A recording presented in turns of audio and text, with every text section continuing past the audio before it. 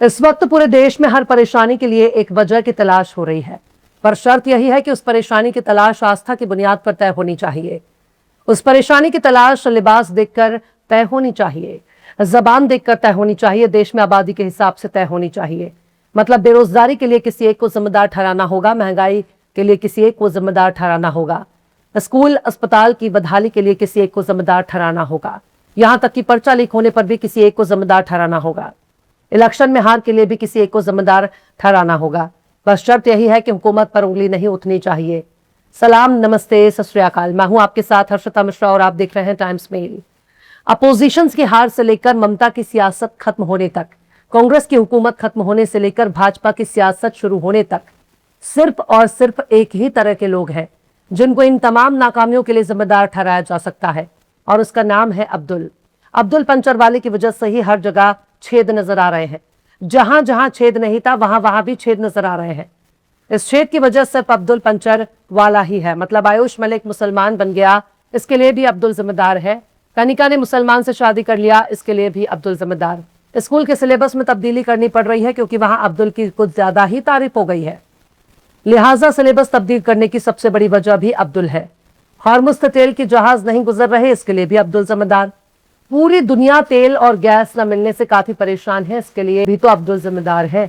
पर ये तो कुछ भी नहीं है। अब तो ये हालात हो गए हैं कि हर चीज में अब्दुल को जिम्मेदार ठहराने की मुहिम चलाई जा रही है, पर शायद अब्दुल के आड़ में किसी की नाकामियों को छुपाने की कोशिश हो रही है। अब अगर घर से बेटी भाग जाए तो अब्दुल जिम्मेदार, 4 बच्चों की अम्मा फरार हो जाए तो भी अब्दुल जिम्मेदार, भैंस दूध ना दे, मुर्गी ने अंडा ना दिया, हरी सब्जी ना मिल रही हो तो अब्दुल जिम्मेदार, बिजली नहीं आई तो भी अब्दुल जिम्मेदार, फसल अच्छी नहीं हुई तो अब्दुल जिम्मेदार, घर के छज्जे से पानी टपक रहा है तो अब्दुल जिम्मेदार, गाय ने सींग मार दिया तो अब्दुल जिम्मेदार। बंगाल के किसान अपना गाय और बैल लेकर मार्केट घूम रहे हैं पर उनका जानवर नहीं बिका, इसके लिए भी अब्दुल जिम्मेदार। तो सवाल है कि जब हर चीज के लिए अब्दुल ही जिम्मेदार है तो अब्दुल कहां तक जिम्मेदार माना जाएगा। बिहार में 2 वोटिंग फैलाने वालों की लड़ाई में जबरन अब्दुल को ही घसीट लिया गया, क्योंकि खान साहब भी अब्दुल हैं और अब्दुल की औलाद है। लिहाजा इस झगड़े की सबसे बड़ी वजह यही है कि सामने वाला अब्दुल है। और बात सिर्फ यहीं तक नहीं है, बिहार की सियासत में लीडर साधु यादव को कौन नहीं जानता। अब उनकी नजर में बिहार में उनके जीजा और बहन की सरकार बन नहीं पा रही है, इसके लिए भी अब्दुल ही जिम्मेदार है। आरजेडी की शिकस्त से लेकर बंगाल में ममता की हार तक, यूपी में अखिलेश से लेकर दिल्ली तक हर शिकस्त के लिए सिर्फ और सिर्फ अब्दुल ही जिम्मेदार है। साधु यादव ने सिवान के सांसद रह चुके शहाबुद्दीन के बारे में बड़े नाजेबा अल्फाज का इस्तेमाल किया, पर बात शहाबुद्दीन से होकर सीधे मुसलमानों तक पहुंच गई। अब साधु यादव मुसलमानों को आरजेडी छोड़ने के लिए बोल रहे हैं, पर सवाल है कि आखिर साधु यादव होते कौन है? क्या मुसलमानों की वजह से साधु यादव हारे हैं या आरजेडी को मुसलमानों में वोट नहीं दिया?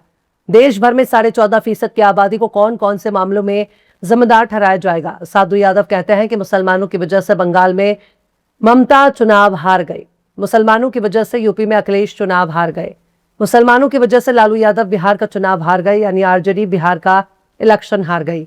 दिल्ली का चुनाव हारने के लिए भी मुसलमान को ही जिम्मेदार ठहरा रहे हैं। गैर भाजपाई पार्टियां जिन जिन राज्यों में हार का मुंह देख रही हैं, उन सब के लिए मुसलमान को ही जिम्मेदार ठहरा रहे हैं। यहां तक कि असम में चुनाव हार के लिए भी मुसलमानों को जिम्मेदार ठहरा रहे हैं। साधु यादव कहते हैं कि मुसलमान जातिवाद करता है, जात पात करता है, ये लोग पार्टी नहीं देखते। साधु यादव कह रहे हैं कि मुसलमानों ने बंगाल में ममता बनर्जी का 9% वोट खराब कर दिया। ममता बनर्जी मुसलमानों पर भरोसा करती थी, लेकिन मुसलमानों ने दगा दे दिया। मुसलमान दगाबाज कौम है। पर सवाल है, क्या साधु यादव, लालू यादव, तेजस्वी यादव, ममता बनर्जी या अखिलेश यादव या फिर दिल्ली में केजरीवाल क्या मुसलमानों के भरोसे चुनाव लड़ रहे हैं? उनका अपना समाज उनको वोट क्यों नहीं दे रहा? ममता बनर्जी बंगाली ब्राह्मण है, उनका बंगाली ब्राह्मण उनको वोट क्यों नहीं दे रहा? अगर उसने वोट दिया तो ममता बनर्जी की शिकस्त क्यों हुई? साधु यादव की अपनी यादव बिरादरी से उन्हें वोट क्यों नहीं दिया? क्यों यादवों ने उनकी पार्टी को वोट नहीं दिया? अगर बीजेपी को दे दिया, अगर साधु यादव की बिरादरी ने आरजेडी को वोट नहीं दिया, तो असली गद्दार किसे कहा जाएगा? कौन सी कौम को गद्दार कहा जाएगा? बिहार में क्यों बीजेपी जीतने लगी? क्यों उनकी पार्टी घुटनों पर आ गई? क्यों आरजेडी अपने वजूद की जंग लड़ रही है? एक के बाद एक सेक्युलर पार्टियां इलेक्शन हारती जा रही हैं। क्या इन सब के लिए मुसलमान जिम्मेदार है? अगर सेक्युलर पार्टियां भाजपा से मुकाबला नहीं कर पा रही हैं, तो क्या तमाम शिकस्त के लिए मुसलमान को ही जिम्मेदार माना जाएगा?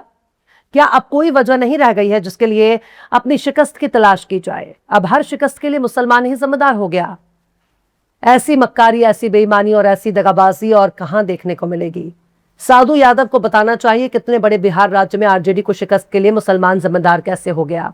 कोई तर्क तो देना चाहिए, कोई फैक्ट तो देना चाहिए। अगर देश की 14.5% आबादी अपोजिशन जमात को वोट नहीं दे रही, किसी और को वोट दे रही है, और 14.5% आबादी का वोट ना मिलने की वजह से अगर अपोजिशन पार्टी हार रही है, अखिलेश यादव हार रहे हैं, लालू यादव हार रहे हैं, तेजस्वी यादव हार रहे हैं, ममता बनर्जी हार रही है, राहुल गांधी और उनकी कांग्रेस हार रही है, तो मुसलमान कैसे जिम्मेदार हो गया? अगर बंगाल से लेकर बिहार तक, बिहार से लेकर राजस्थान तक, राजस्थान से लेकर हरियाणा तक, मध्य प्रदेश, उत्तर प्रदेश तक, गुजरात से लेकर महाराष्ट्र, अगर हार के लिए मुसलमान ही जिम्मेदार है, तो मुसलमानों की आबादी महज 14.5% है, तो बाकी के 85% जनता किसके साथ वफादारी कर रही है, किसके साथ गद्दारी कर रही है? क्या सियासी पार्टियों ने मुसलमानों को अपना बंधुआ मजदूर समझ रखा है? क्या मुसलमान उनका गुलाम है? तकरीबन 80% हिंदू ही तो हैं इस देश में। सबसे बड़ी बहुसंख्या की आबादी हिंदू है, तो हिंदुओं ने हिंदू को वोट क्यों नहीं दिया? तो मुसलमान कैसे जिम्मेदार हो गया? मुसलमान कैसे गद्दार हो गया? मुसलमान कैसे दगाबाज हो गया? ममता भी हिंदू, राहुल भी हिंदू, तेजस्वी लालू यादव भी हिंदू, तेज प्रताप भी हिंदू, अखिलेश भी हिंदू, केजरीवाल भी हिंदू, साधु यादव भी हिंदू, यानी सब के सब हिंदू ही तो हैं। लेकिन मुसलमान को अगर एक टिकट देने की बात आ जाए तो घर में मातम पसर जाता है, पूरी पार्टी में सन्नाटा छा जाता है। जब टिकट देना होगा तो अपनी अपनी बिरादरी देखने लगते हैं, तब मुसलमान याद नहीं आते। कहते हैं जिनकी जितनी आबादी उतनी उसकी भागीदारी। तो यही नारा टिकट बंटवारे के वक्त क्यों नहीं नजर आता? मंत्री, नेता, विधायक, सांसद चुनते वक्त ये नारा कहां चला जाता है? तो बताइए, गद्दार कौन, दगाबाज कौन, धोखेबाज कौन, मक्कार कौन? कौन है जो देश के अल्पसंख्यकों के साथ मक्कारी कर रहा है, और कौन है जो अपनी नाकामी के लिए, अपनी शिकस्त के लिए, कदम कदम पर अपनी हार के लिए खुद को जिम्मेदार ना मानकर मुसलमानों को जिम्मेदार ठहरा रहा है? सिवान के मरहूम शहाबुद्दीन के बारे में साधु यादव के चाहे जैसे भी विचार हो, चाहे जैसे भी घटिया ख्यालात हो, पर शहाबुद्दीन जब तक जिंदा रहे तब तक किसी की औकात नहीं थी कि जो सिवान में शहाबुद्दीन को आग दिखा सके, क्योंकि शहाबुद्दीन को सिवान का शेर कहा जाता है। सिवान का हिंदू मुसलमान शहाबुद्दीन के साथ था। आज शहाबुद्दीन इस दुनिया में नहीं है तो साधु यादव शहाबुद्दीन के खिलाफ जहर उगल रहे हैं। जब शहाबुद्दीन जिंदा थे तब उन्होंने इसी साधु यादव को लालू यादव के सामने ही कई थप्पड़ मारे थे, कनपटी लाल कर दी थी, साधु यादव की गाल लाल हो गए थे। शायद साधु यादव थप्पड़ खाने की वजह से ही आज मुसलमानों को गद्दार और दगाबाज साबित करने पर तुले हैं। साधु यादव को मालूम है इस देश का सबसे कमजोर तबका कोई ठाकुर, पंडित, बनिया नहीं है, बल्कि इस देश का सबसे कमजोर तबका मुसलमान है, जिसके पास अपनी सियासी क़ियादत भी नहीं है, अपना सियासी रहनुमा भी नहीं है, क्योंकि उसने गैर मुसलमानों को ही अपना रहनुमा माना है। इलेक्शन का रिजल्ट आते ही 4 दिन तक इलेक्शन कमीशन पर इल्जाम थोपने लगते हैं, ईवीएम हैकिंग का मुद्दा उठाने लगते हैं, सारा दोष ईवीएम पर निकालने लगते हैं। जिस राज्य से ये खुद जीत कर आते हैं वहां ईवीएम गलत नहीं होता।